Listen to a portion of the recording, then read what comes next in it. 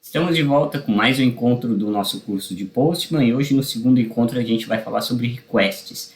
A gente vai executar a parte básica do Postman, que é executar aí um CRUD de requests, criar requests para a gente fazer funções de CRUD, que é criar, ler dados, editar dados e deletar dados em uma API REST. No caso, a gente não vai desenvolver nenhuma API REST do zero, não vai codificar nenhum projeto pessoal, a gente vai utilizar uma API que aceita verbos HTTP REST, que é aberta e online, que é a JSON Placeholder Type Code, que é o que a gente vai fazer no encontro de hoje. A gente viu no encontro passado todo como esse ecossistema ele funciona, a questão do servidor, do cliente, dos verbos HTTP REST, e a questão dos HTTP Requests e HTTP Responses. Hoje a gente vai vendo isso na prática, tá?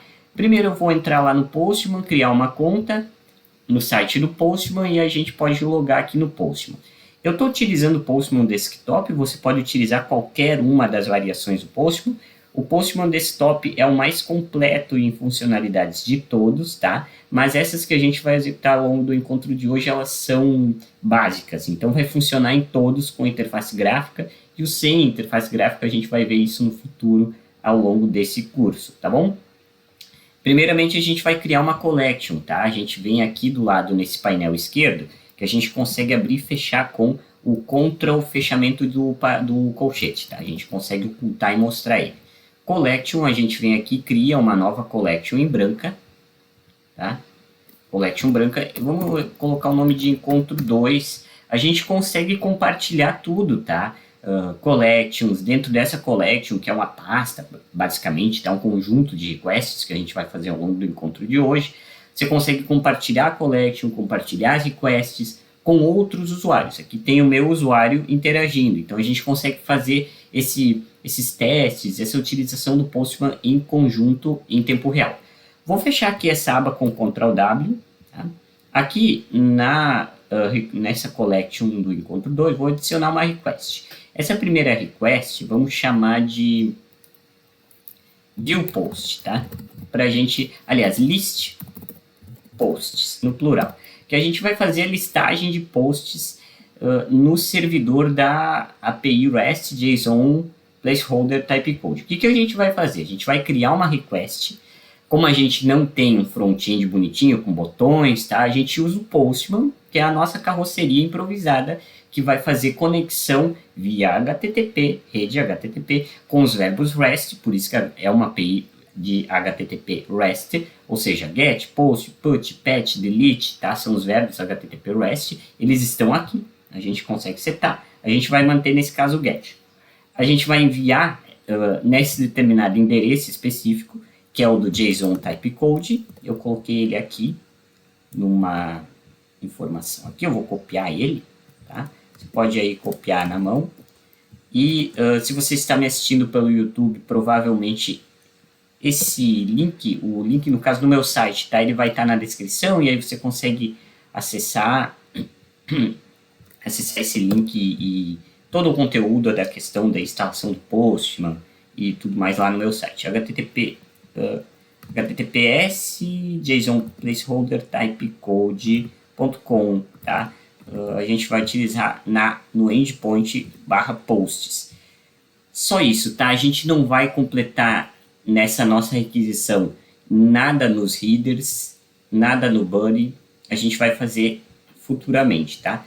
Para executar, para a gente enviar essa HTTP request para o servidor e aguardar a HTTP response dele, a resposta dele, só clicar em send. A gente consegue programar, a gente consegue fazer bastante coisa, ou Ctrl Enter, tá? Vou executar e a gente vê o que acontece. Vou só ocultar esse painel esquerdo ali e a gente vai verificar qual foi a resposta do servidor. Em primeiro lugar, a gente se atenta para o código, para o status code da HTTP response, que é aquele código indicando qual que é a resposta do servidor, tá? Esse aqui é da categoria 200, ou seja, tudo que tiver entre 200 até 299 são respostas do servidor que deram certo, ou seja, por exemplo, o 200, a requisição foi aceita com sucesso. No caso, ela chegou, ela saiu de nós, os requisitantes, e foi do cliente e foi até o servidor. No caso, não teve nenhum problema de rede ao longo desse trajeto via HTTP, protocolo HTTP de rede. Chegou no servidor, o servidor recebeu a requisição, processou, ou seja, leu a requisição e nos mandou a resposta. Por isso que a gente está vendo essa resposta, por isso que a gente está vendo esse status code, porque é do servidor dizendo que 200. Ok, eu recebi a requisição, eu processei a requisição e enviei HTTP response, que tem um cabeçalho HTTP response, que é aquele mesmo que a gente viu quando clica no F12 lá no nosso navegador. Tem um corpo, body. Nesse caso é a listagem de todos os posts. Nesse caso está no type application JSON. A gente consegue trocar para XML? Eu acho que não, tá?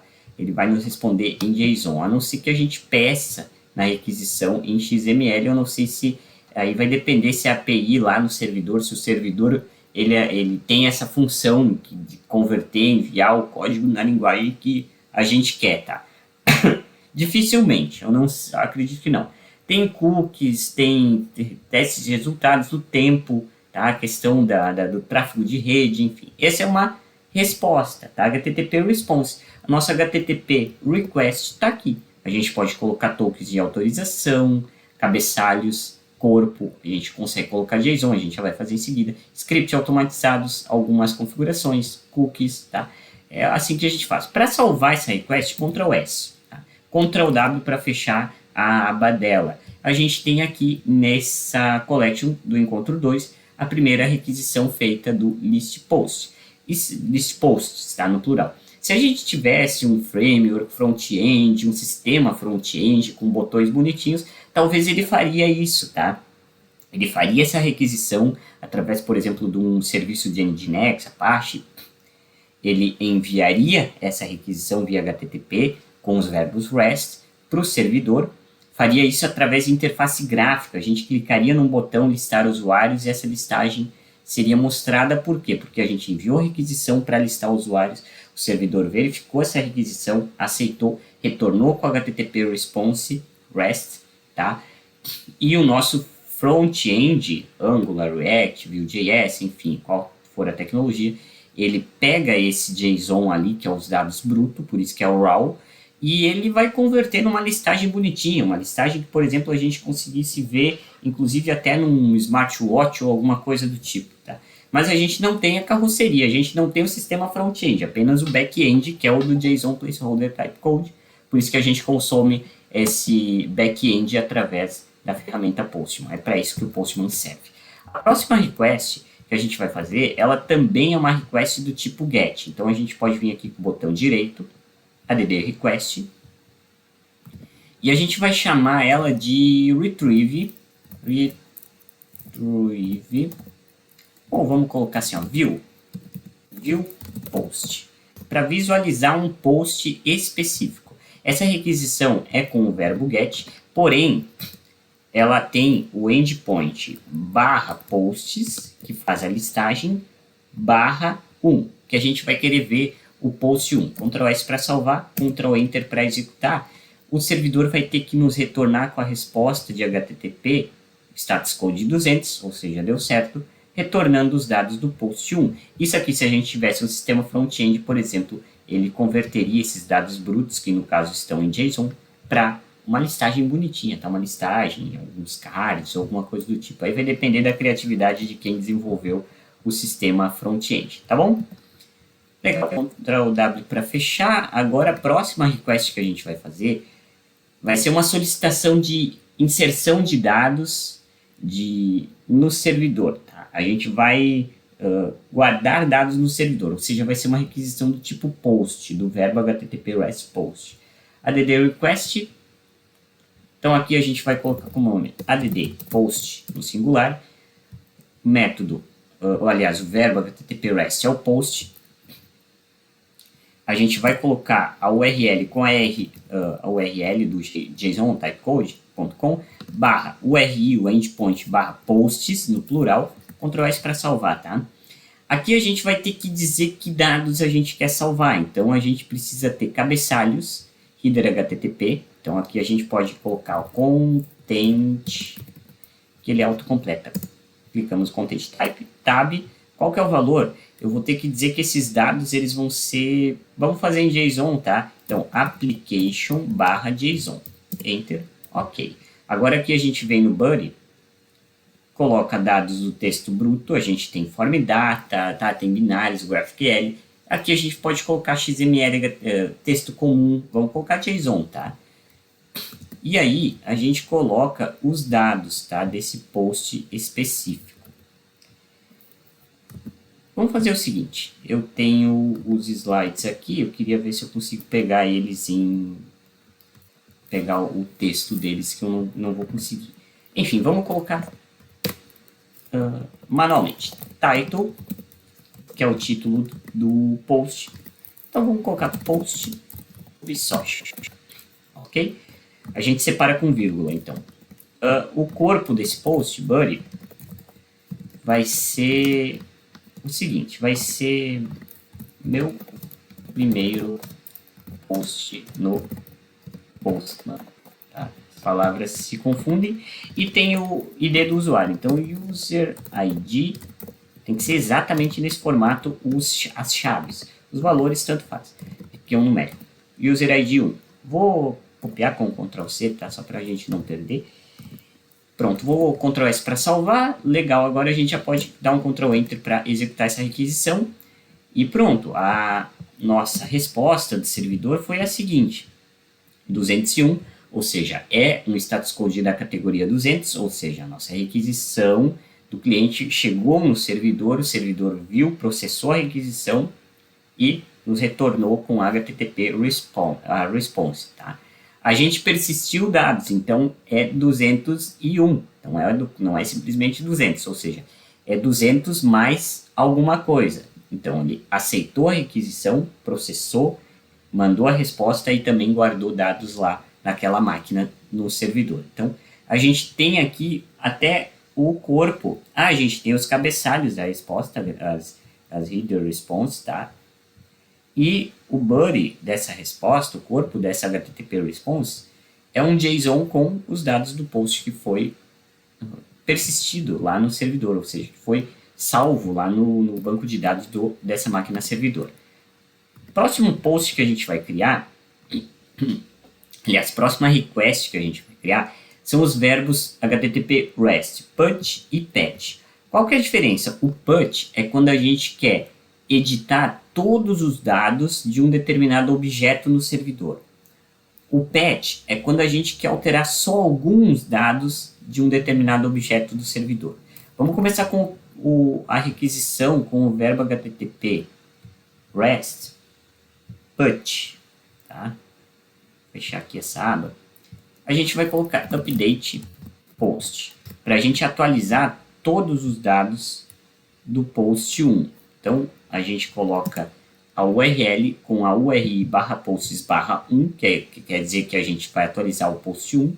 Nos headers, a gente vai dizer que o content type, o conteúdo vai ser do tipo JSON, então application/JSON. No body, texto bruto, raw, do tipo JSON, a gente coloca os novos dados. Então, a gente tem que informar todos os dados do post, ou seja, title, body, e também, só colocar uma vírgula aqui para ele ir aceitando a linguagem. E também user ID. Dessa forma. User ID 1 é o nosso user ID, ok? Legal, aqui a gente coloca então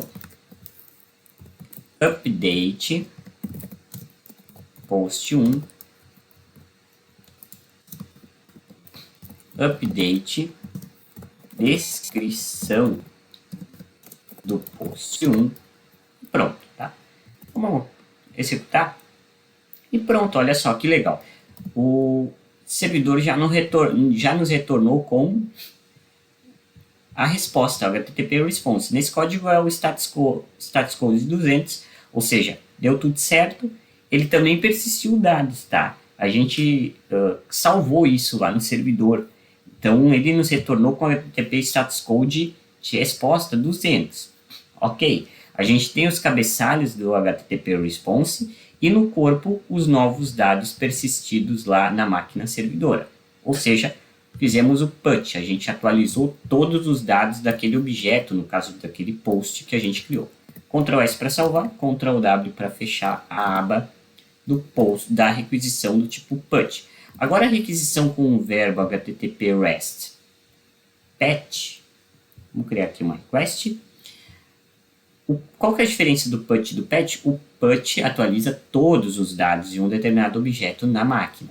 O PET, ele atualiza parcialmente. Então, update partial post. Para a gente só mudar algum dado específico, tá? Algum ou alguns dados específicos do post, vamos usar o post 1, tá? Com endpoint barra posts barra post 1, barra 1, aliás.